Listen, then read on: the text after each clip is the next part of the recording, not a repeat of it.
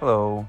In this video here, we're going to be talking about how to open up and get to the carburetor of a Power Smart lawnmower.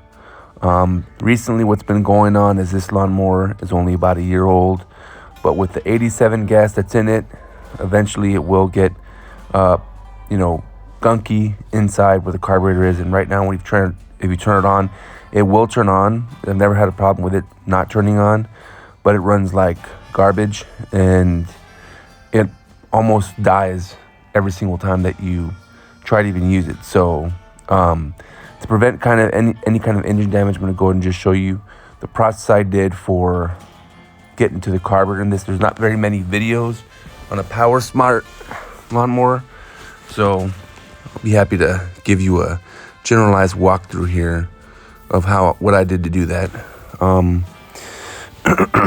So in this video here, I'm just basically cleaning out all the gunk and garbage that was in there from the year of use. Basically got a air compressor and blowing some stuff away out of it. Let me see here. Yep, we're going to be getting to the carburetor here after we get that out. Although I am going to go ahead and let you know that I did go ahead and put degreaser. There was a lot of dirt and stuff. Just went ahead and used degreaser, and that was fine. Just wiped it off.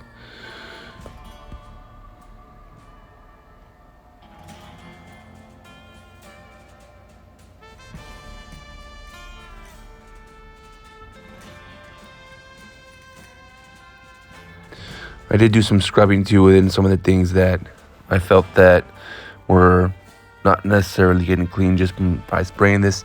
Normally, I am supposed to, water this down after a time of sitting, but I did just dry it off.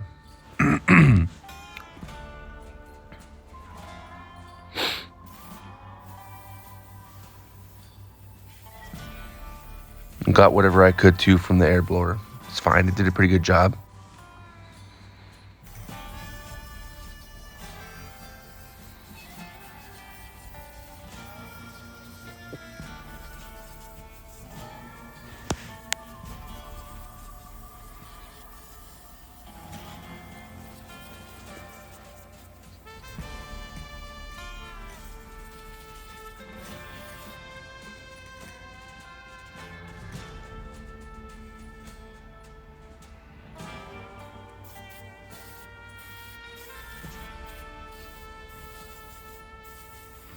Just making sure everything's has no more degreaser while I'm working on this. It's not really good for your hands.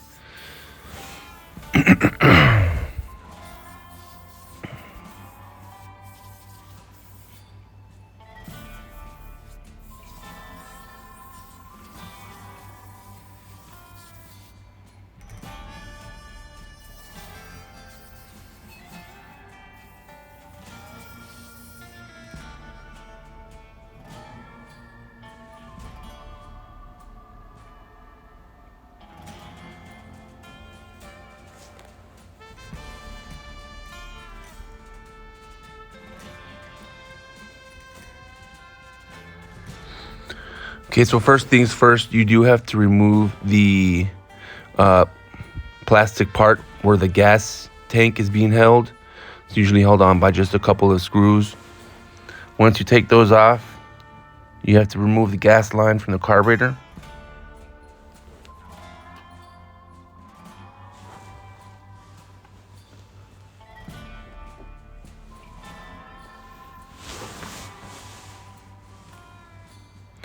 I actually like the way that this gas, tank is just kind of sitting attached to the plastic part. It's very convenient. Very convenient.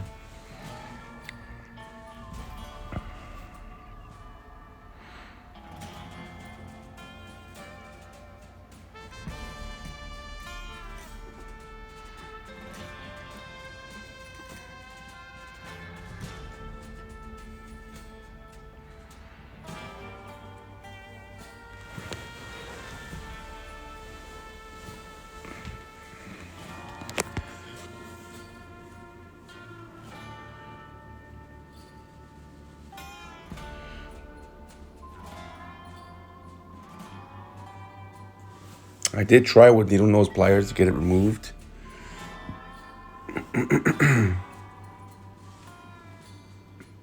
And I did, and now we're working on getting rid of, taking off the carburetor.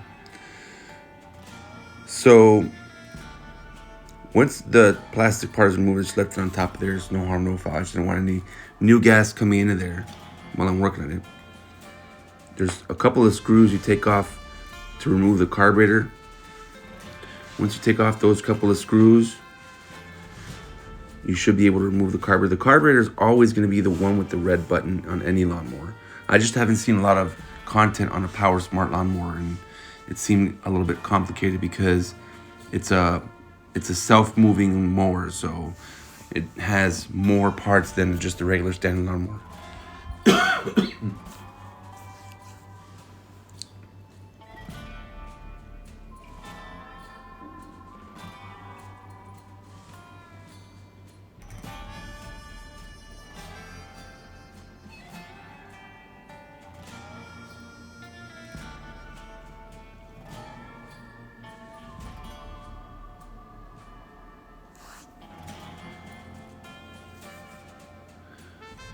So that's a picture of what it looks like there when the carburetor's off.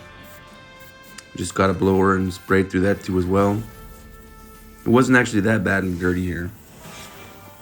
Just getting all the debris out and stuff off of it.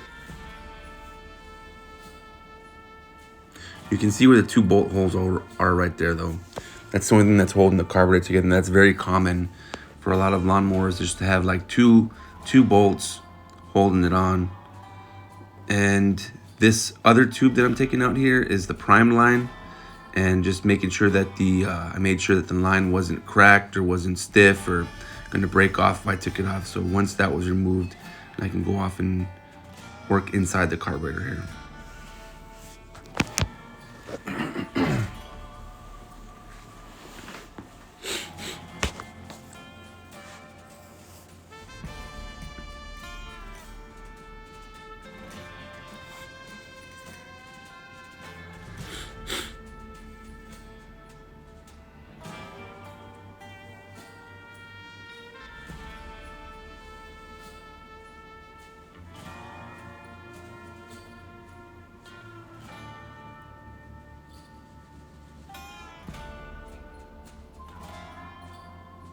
There was a cotter pin too as well that you have to remove to get to removing the carburetor. So, and I'm sorry, that's not the carburetor that I removed. I take it back. That's the that's all that is the prime button.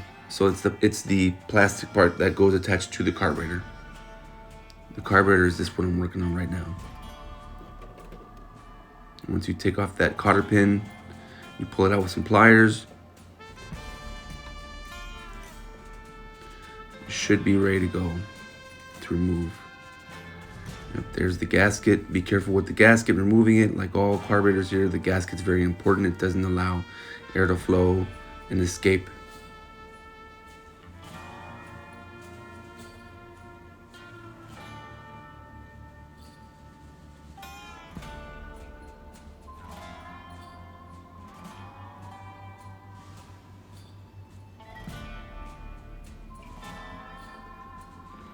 The throttle was still attached to this, but once I remove the throttle, it's fairly easy. Just take it off and start working on it.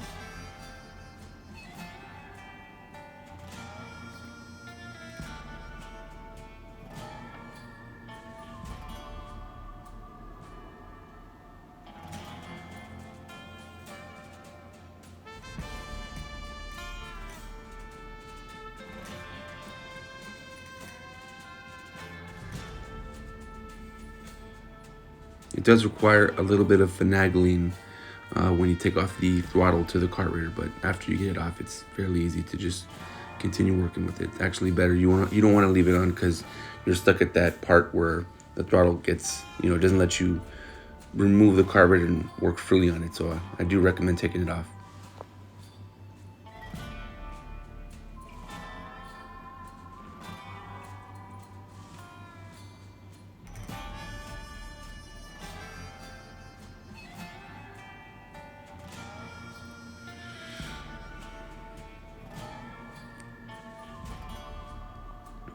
All right, now that the carburetor is free, I'm gonna go ahead and open it up and start cleaning it out.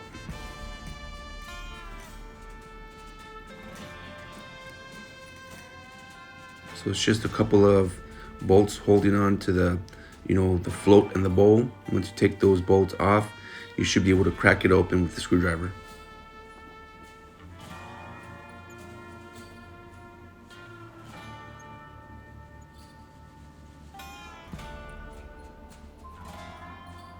I wouldn't use the screwdriver part or the Phillips part to remove. Yeah, it's pretty gunky in there.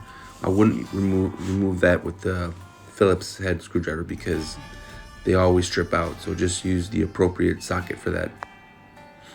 The float was in good condition. The float looked to be really, really good. However, I did not clean the jets on this. I will do it again, probably after a few more uses. But I did spray carburetor cleaner in there and everywhere and just made sure I got all that gunk out. So that's what it looks like after I cleaned it. The needle and seat seemed to be good as well too. I just took it out and put it right back in. Now I'm just assembling it back together. Basically all I did was just clean it with carburetor cleaner. That's all I did. I did spray carburetor cleaner inside the jets with hoping that, I didn't have a torch cleaner with me at the time. Torch cleaners are commonly used to clean out or scrape out the gunk inside the jets, but hopefully we'll see if this actually works out. Just assembling everything back together now.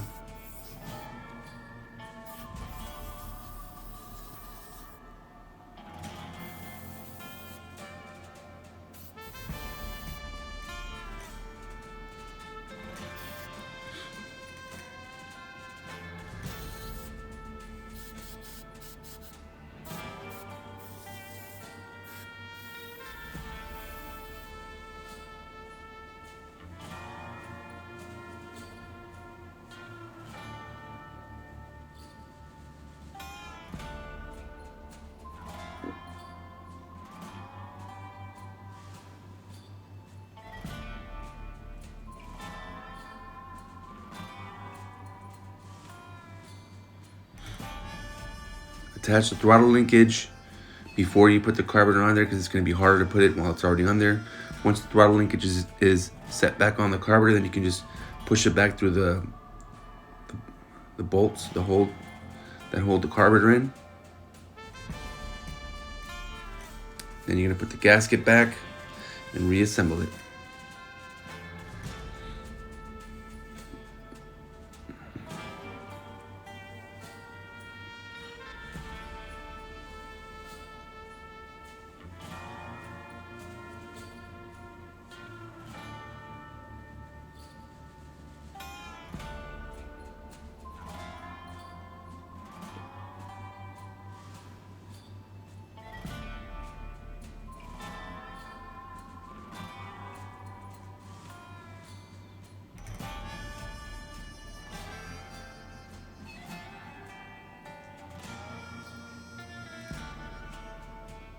Attaching the gas line was a little bit harder than it was removing it, as it always is. Some things are harder to put back rather than taking it off. Taking it off is the easy part.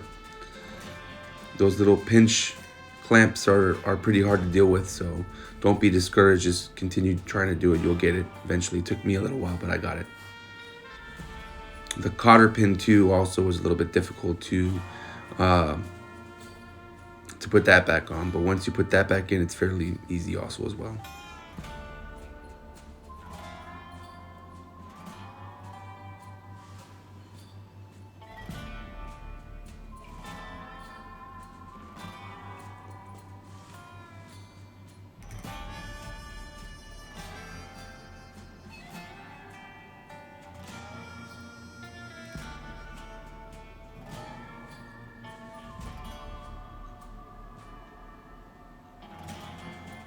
The air filter for the carburetor was actually pretty good. I did blow it out, but it wasn't really that bad. So it actually has a really good protector so that debris and stuff doesn't go inside. So it's actually very nice.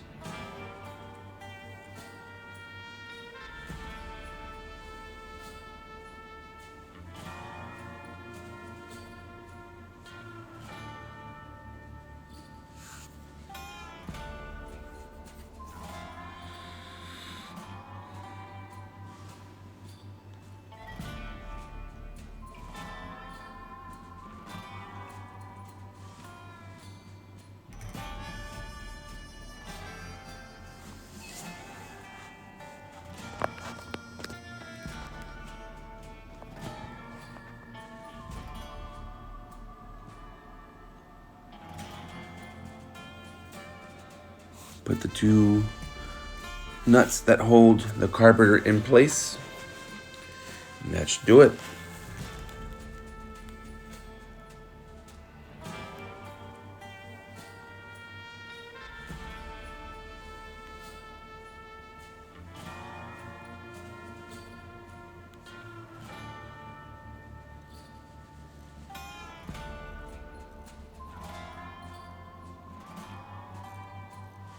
You don't want to over tighten the nuts either, because they're plastic parts. If you over tighten them, they could break. So got to be careful with that as well too. I just snugged them up a bit on my end. I didn't really tighten them more than they need to be.